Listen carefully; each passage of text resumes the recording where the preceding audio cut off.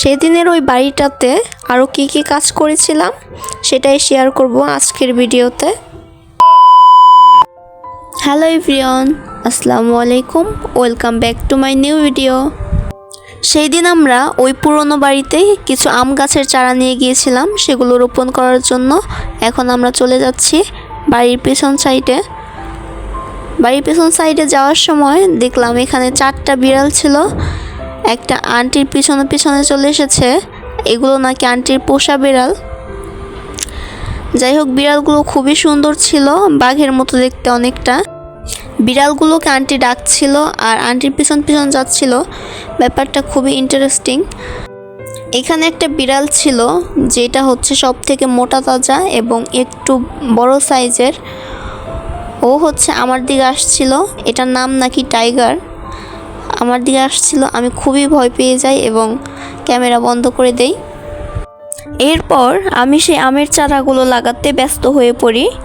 এখানে মোট 3টা আমের চারা ছিল। একটা আমার বোন লাগায়, একটা আমার হাজব্যান্ড, আর একটা আমি। এখন পরের বার গেলে দেখা যাবে যে কার আমের চারাটা ভালো হয়েছে, বড় হয়েছে। আমারটা আমি খুব যত্ন করে লাগাচ্ছিলাম, এখন পরের বার দেখা যাবে যে আসলে আমারটা কেমন হয়েছে।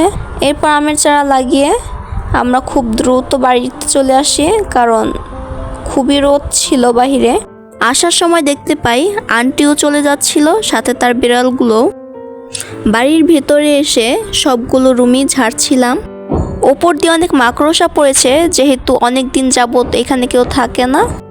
আমি এখানে কিছু লাঠি কেড়ে দিচ্ছিলাম, কারণ ভেতর সাইডে আম্মু এখানে কিছু কিছু সবজির বীজ বুনেছিল, সিমের বীজ সহ আরও কিছু সবজির বীজ। সেই বীজ থেকে সবেমাত্র চারা হয়েছে ছোট ছোট। সেই চারাগুলো যেন কিছুতে নষ্ট না করতে পারে, সেজন্যই আমি লাঠিগুলো গেড়ে দিচ্ছিলাম।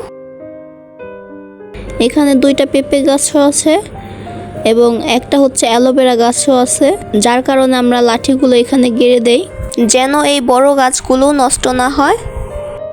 এরপর আমরা কিছু মাটির চাপ নিয়ে আসি, যেটা গাছের সাইডে যে মাটিগুলো আছে ওই মাটিগুলো যেন ধুয়ে না যায়, সেই জন্য মাটির সাইড দিয়ে দেব।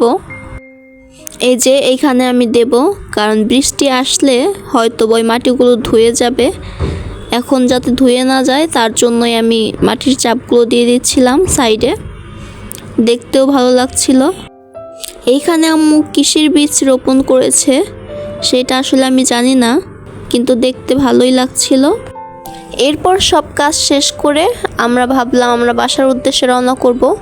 সেজন্য সব রুমগুলো তালা মেরে, বাহিরে থেকে তালা মেরে আমরা বাসার উদ্দেশ্যে রওনা করব এখনই। দেখতেই পাচ্ছেন বাসার এই যে এই সাইডটাতে এখানে অনেক শাপলা ফুল আছে। এখানে একটা ছোট্ট একটা বিল রয়েছে, এই বিলে অনেক শাপলা ফুল হয়েছে, অনেক সুন্দর লাগছিল দেখতে।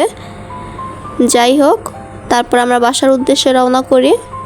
বাসায় আসার সময় রাস্তার সাইডেই দেখলাম একটা সুন্দর ফুল হয়ে আছে, সেই ফুলটা আমি ছিঁড়লাম। ফুলটা অনেক সুন্দর লাগছিল আমার কাছে, যার জন্য ছিঁড়ে নিয়ে আমি চলে আসছিলাম বাসায়। এরপর আমরা একটা রিকশায় উঠে পড়ি এবং বাড়িতে চলে আসতে থাকি। আজকে এই পর্যন্তই, সাথে থাকার জন্য ধন্যবাদ। সকলে ভালো থাকুন, সুস্থ থাকুন, আল্লাহ হাফেজ।